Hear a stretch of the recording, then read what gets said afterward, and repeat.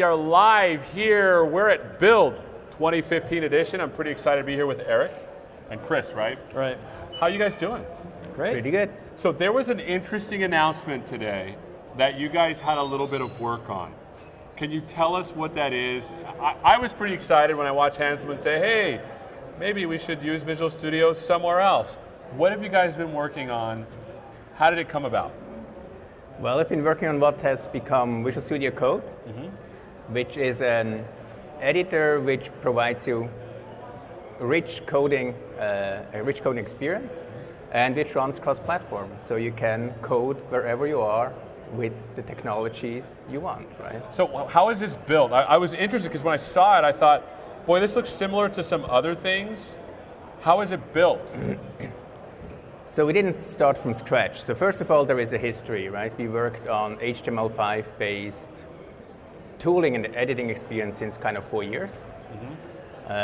We started with online tools, like the one which was available on Azure since a while, which is Visual Studio Online Monaco, which allows you to edit websites kind of in the browser. And this has matured over time, and we basically are using this technology from Visual Studio Online Monaco, the editor.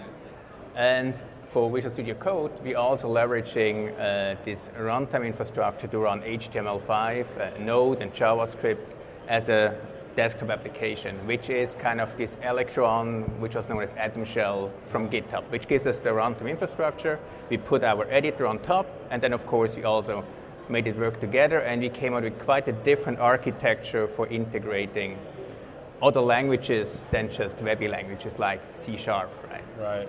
So this is go ahead, sorry. I think the history of the editor is quite interesting as well. Actually, the HTML and JavaScript-based editor was the first thing that the team produced.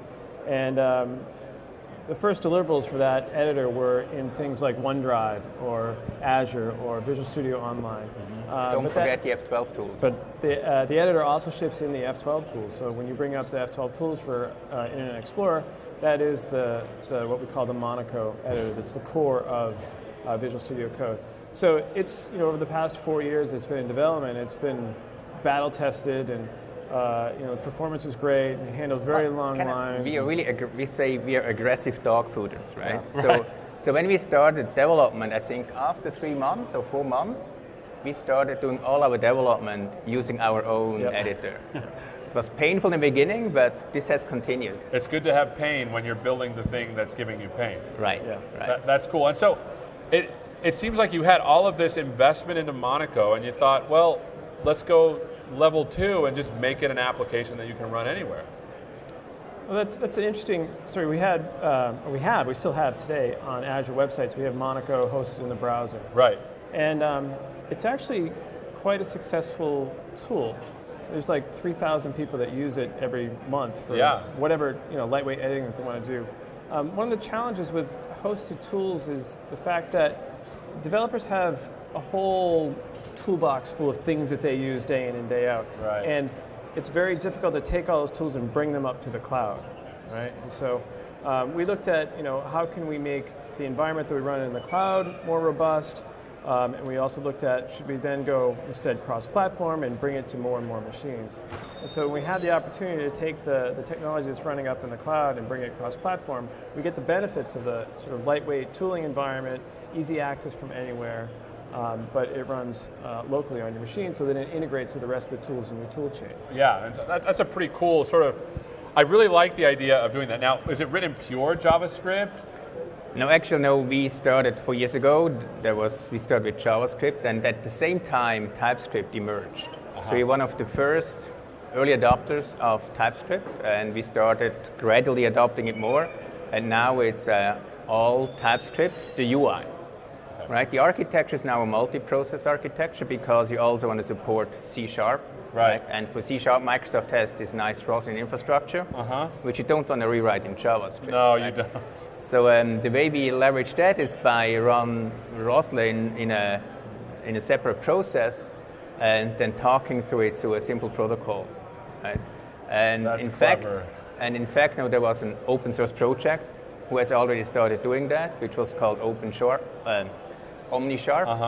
And we have joined this effort. So some of my team members, actually, they are committers or they come with this open source project. And so the nice thing is, when it comes to language services, you can write them in the language you want, right? If you want to do a Python service, you can write the brain of the service in Python, and we talk through a protocol from our IDE written in JavaScript to this service, right? Is there a way to sort of build those plugins in, or is that something we have to wait for your team to build in? So we work on an extensibility infrastructure, but we decided it's not mature yet, not ready yet, right? And we take that serious. You know, when it comes to APIs and things like that, so you don't want to break. Once you have opened the door, right, you cannot just change the furniture, everything, right? So that's why we said for the preview that we made available today, there is no extension infrastructure. Okay. So we, behind the scenes, people will see there is a plugin folder and stuff like that, but we don't. It's not public, right? So I see. The other nice aspect of the architecture is that if you want to extend it, you know, with another language service that runs out of process, it's not like you have to fit into the mold that we've defined. You can write it in your language the way that you want to write it, and then all we ask is, you know, the protocol is matched. So you can use your tool, use whatever it is you want. You don't have to get a framework and say this is the box that you have to live in. You can work the way that you want to work and produce it the way you want it to work, or the way that you want to, but it'll still integrate with the tool. I think the cool thing is that since it's written JavaScript, JavaScript is such a forgiving language when it comes to doing stuff. Is that good or bad? I don't know. I have my own opinion about that. I'm glad TypeScript comes around and sort of solidify things around. All right, we have some questions coming in. Are there any plans to ship the entire VS to OS X and Linux? I think this question sort of is directed to the fact that Visual Studio Code is not like Visual Studio. It is not Visual Studio. Yeah. No, there's no plans. The porting effort of Visual Studio to Linux or the Mac, it's not even clear that you could do it. Visual Studio is a great example of all the technologies that we shipped over the years. It uses a whole ton of different things. But really what we want to do is think about taking what we can and what we call them, the key features of Visual Studio and bringing them cross-platform. So you get the great IntelliSense experience, the coding experience powered by Roslyn. You get a great debugging experience powered by the debugging engine of Visual Studio itself. And so we'll bring over the key pieces that make sense to bring over and produce the tool in that fashion. Instead of saying, hey, we're going to go port this thing, and 10 years later we would have a port where we would. So it's not the intent that Visual Studio Code is full Visual Studio. That's not the intent at all. We want to, on the spectrum, right? If you have a spectrum from editors on that side that knows how to deal with text, and IDE that gives you all kind of visual services, we want to be closer to the editor, right? But we want to add the things which that you need for development to make you productive. Like that's why we say debugging, we'd like to have in there, right? And whenever we do that, we like to, as Chris said, look into can we share code with Visual Studio. Like Roslyn is a good example. Debugging will also something where we can share code, and this will happen more and more over time. So it's not the whole Visual Studio, but some guts from Visual Studio we want to definitely share across in the family, right? We want to be a good family member and share lots of the assets from the household. So if you were to say, okay, Visual Studio Code is an editor plus, what would be the pluses that we're adding to just a standard editor? I would say two things, right? Rich language services. And debugging, and good Git integration, source control integration. Okay. What makes this inner loop, right? We call this inner loop. What do you do when you code, right? What do you do? You make a mistake, you want to debug. You check in your code, before you check them in, you want to look at what you changed, right? So these inner loop activities we want to have in there, but not much more. Okay, so there's a very clear vision on what's going to be in there and what's not because of that loop. The core edit, compile, debug loop. Right. We want that to be in there. And if there are things that you need to do outside of that, then we should integrate well with other tools, either through working with a file system or through command line, right? Through the command line, or standard in, standard out. Those ways to integrate with other tools, but not try to put everything inside it. I like that there's a specific vision so that if someone comes in and says, well, why can't I do X? Well, this is not what this is for. Right. It's good to have an answer like that. All right, let's look at some more questions. Will this editor replace PowerShell ISE? So the goal is like any good editor today supports many languages, Right. but with different level of depth, right? So today we support PowerShell at the syntax coloring level, which is the basic level only.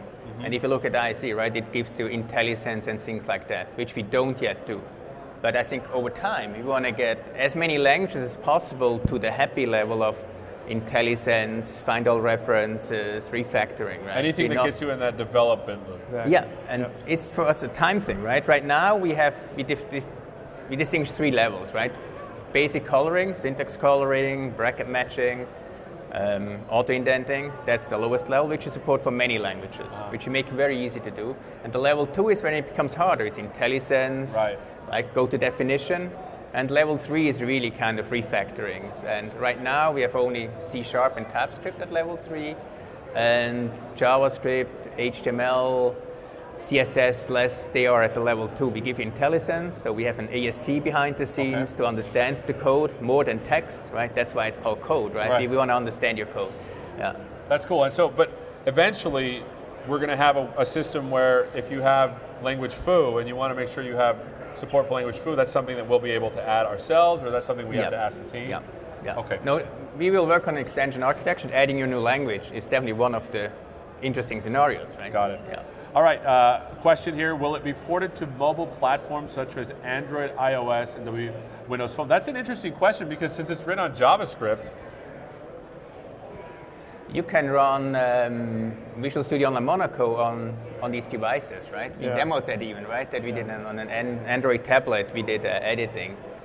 So there are scenarios where this makes sense, but for what we have in mind with code, which is kind of 7x24 coding, right?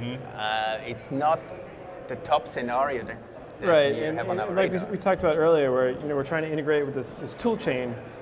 Probably don't have that tool chain on your phone, right? And so that makes it less of an interesting scenario at that point. got it. All right, next question. What are the dependencies to run Visual Studio Code on Linux? So today depending on what it is that you want to do, right? So right straight, if we call it out of the box, on Linux, you don't have any dependencies. If you want to do node development or node debugging, or you want to do ASP.NET development, today you need to have Mono 4.0.1 installed on the Linux box. And on the site and on the ASP.NET site, there's a very simple set of scripts that you can run to get that all installed onto your Linux machine. Got it, got it. And so, yeah, the next question is, what about rich F# support? I think that goes a little bit towards what we were talking about. With these three levels, right? Right now, F# support is at the lowest level, which is coloring, syntax level, but no deeper language understanding. Okay. So we can't wait till we open the door for extensibility, and then of course people can add that and can help us to go one level up. Got it. Next, are you going to integrate C++ and IntelliSense into VS Code? That's an interesting question, because Roslyn, does it work in the C++ area? No, Roslyn is a managed code Visual VB and C#. So it's interesting, right? For C#, for C++, there is one of these language engines similar to Roslyn called Clang. Oh, right? That's right. And of course, it would be a nice scenario to use Clang as this out-of-process server that talks to our protocol, and that's how you would get that. But again, I guess we have to make first this extension story available that we can invite others to help us on that. Got it. But the architecture definitely goes in this direction, right? You want to leverage these language engines, and for C++, there is a good one out there. So okay. The next question, can this compile the apps add reference? I download and try to compile my store app. That's a good question. Is there like can you compile, is there certain kind of apps that you're like, you shouldn't really be working on inside of Visual Studio Code? Or is it really just an editor? What's the loop look like for someone that's doing, for example, store apps? So for apps like this, Visual Studio can create an enormous number of different types of projects with an enormous number of different dependencies on things that only run and install on Windows itself. So it's challenging to say, yeah, you could open up any project in Visual Studio Code on Linux or on the Mac, because there's a lot of fundamental pieces that aren't there. So what we have today is support for ASP.NET V5 applications from a managed code perspective, and we have support for sort of core mono-based C# applications, and that's the scope of what we support today from managed code cross-platform. I see. Well, that's interesting. I mean, it's good to know the boundary, right? Yeah. On Windows, Visual Studio Code runs cross-platform and also runs on Windows. And if you've got the Store app and you've got all the tools installed in Visual Studio, you can certainly go to the console on Windows and run MS Build and build your application and do all that. But you're not going to get built-in support in the code environment for those project types. Yeah, I guess it's good to know what it's for and what it isn't. That's good. Good demarcation. A question from Al: will you support SLN and CS projects? So this actually, the whole brain for C# is OmniSharp, and OmniSharp today supports solution and CS proj files in a somewhat constrained way because the solution and project systems are open-ended, right? So we cannot support them all. But there are scenarios, so you can open a solution file which only references CS proj files, and if there are not too many customizations, OmniSharp can handle it. Got it. But not for the fully channeled. Yeah, I think to go back to your point, like if you want to be very clear what is supported and what isn't supported, ASP.NET V5 projects are supported. Fully? Yes. Yep. Okay. And then folder-based, HTML, JavaScript, Node-based applications where there is no project system that's involved. I guess we'd also say TypeScript project. TypeScript has a tsconfig file, which is kind of like a project descriptor, and we support that as well. Okay.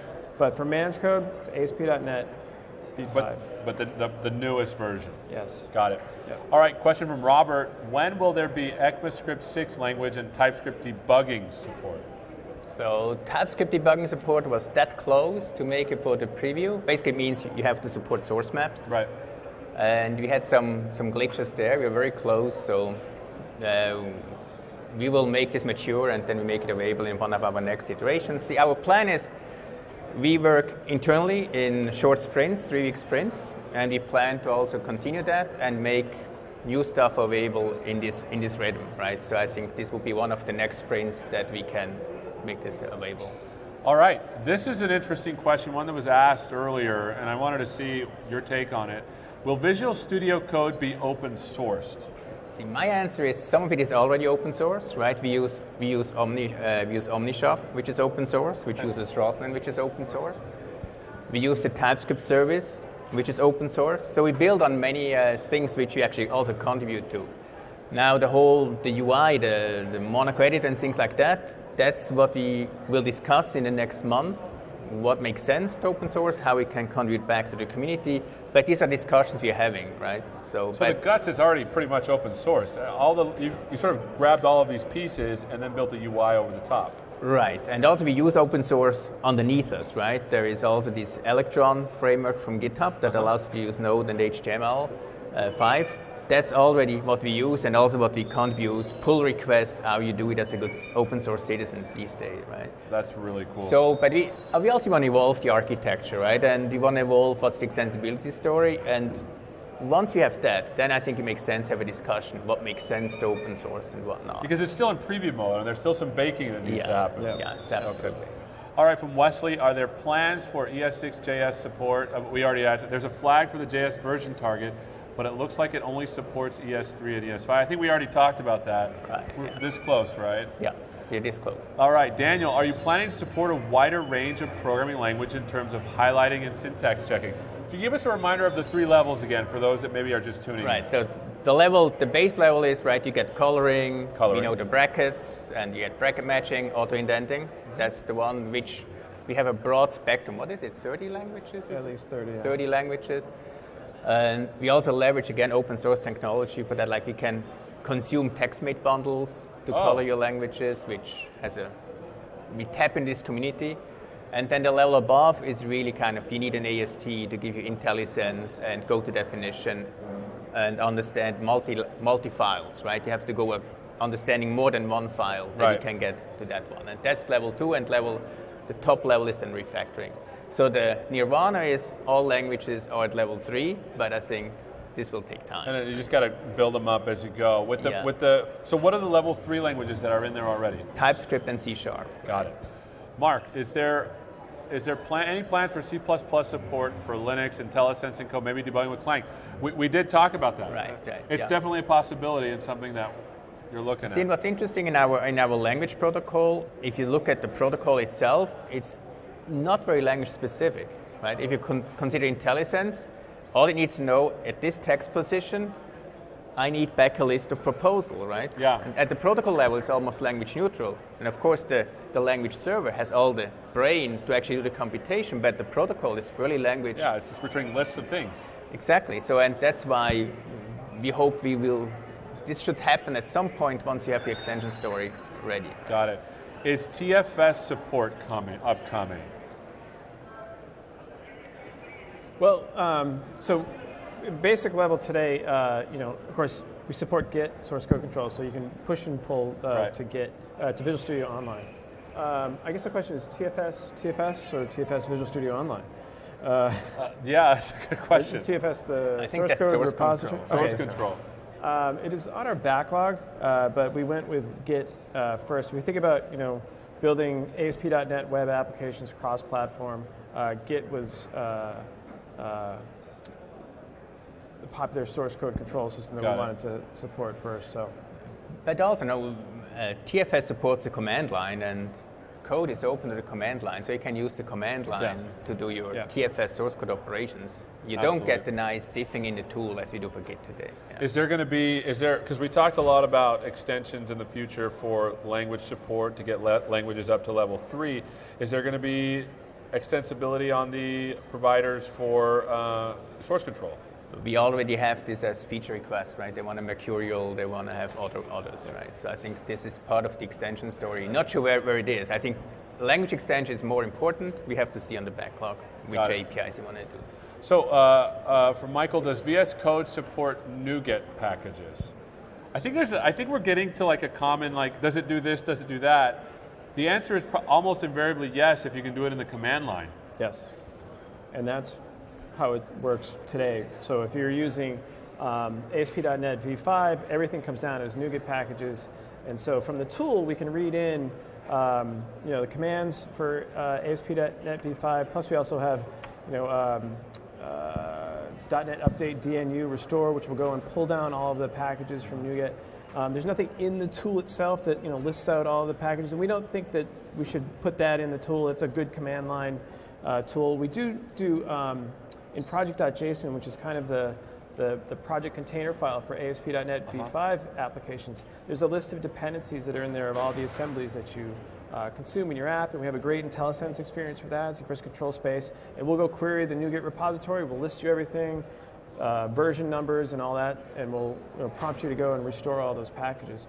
So in that core sort of edit compile loop, we let you go in and pull down the right packages and kick off the restore and go from there. Yeah, so it sounds like if you're targeting, like, we're building ASP.NET 5, right? Is that what MVC 5 application for ASP.NET? Totally, we're in there, and I think it's because if you're making it work on several different platforms, you need to have sort of an environment that supports those platforms. That's why you got to use Mono in some cases on the other one. Yep. All right, so Stelios, will there be a clearer path that will let third-party tools into integrations into Visual Studio Code? That's the extension story, right, that we're working on, right? Yeah. Over the summer, that's big backlog item. All right, so here's a long one. From Linux or HPUX, is it possible to commit code to VSO from Visual Studio Code? Can you connect it to VSO, or should we use other tools to clone Git repositories? So, first of all, no, our code right now for Visual Studio Code is hosted in VSO, and we have team members that work from Linux, that work from Mac, and they all commit to our repository. So yes, you can do that. Of course, we don't support the connect experience, so you clone it, and then once you have cloned it, you work with your code, and you can push through Visual Studio Code, see diffs inside Visual Studio Code. That's our day-to-day work, actually. Yeah. Got it. Will it work with Unity, replacing their Mono-based IDE? The Unity guys would know that, right? Yeah. It seems like if you're just editing the file, it should work. And if it's C# and you need language services, if it can ping Roslyn, it should work? It's the project metadata is then the challenge, right? We need to know a little bit more about how you build your sources. That's why we fully support the ASP.NET project.json metadata file, and we support a subset of solution and CS project files. In the end, if you were just looking for a really good code text editor with syntax highlighting, we have support for 30 or so languages. Exactly. Yeah. And if you're just editing text, it's going to be great. Yep. Okay, Plus, you have Git integration, right? If you edit code and you want to check it in, the Git integration will help you. perfect. What's the difference between this and OmniSharp? Now, this is going to bring into relief a little bit more what you've actually done with this. Right. So as I said, OmniSharp is kind of the language server that our UI talks to. So it's a part of it, right? So it's, when it comes to C# support, OmniSharp is the engine, the brain that gives us the intelligence to give you IntelliSense for C# code. So it's actually part of the It's product. part of the product. It Yeah, we ship consumes, so Visual Studio Code consumes OmniSharp, which in turn consumes Roslyn. Right? I see. So we're using it. Okay, perfect. Are there any plans for, oh, we talked about that. Yes, I think there's plugin supports going, thought about it. There's thoughts on that going forward. Can Visual Studio Code be used with the same mono installed with Xamarin on Mac? This depends which version that. What's the version of mono that, do you need to have, it doesn't seem like Yeah. you, So there's a couple of levels of things. okay. And it's just kind of the state of as these projects move forward. For ASP.NET V5 support, you need Mono 4.0.1. And the ASP.NET V5 setup has a homebrew on OS X has a homebrew tap and formula, which will go and pull that down for you. If you're not doing ASP.NET V5 applications, you don't need Mono 4.0.1. If you want to do node debugging, we need Mono 4.10 or 12. I mean, no, 3.10 Mono. 3.10. I think, 3.10. but here's the question, like, do you need mono at all just No. to do text editing? No. You just need No. mono for the language services, You right? need Mono to do node debugging, and you need Mono to do ASP.NET V5 apps. So to finish up, where can people go right now to download and learn more about Visual Studio? I think I have the website up here because I was so excited about it. Code.visualstudio.com. And how long does it take you? I think I did it live and it took me like 60 to 90 seconds. It was so fast. Usually I'm like, I'm installing something substantial. I'm going to go get something to drink. But this was just really, really fast. Cool. So what are you most excited about this going forward?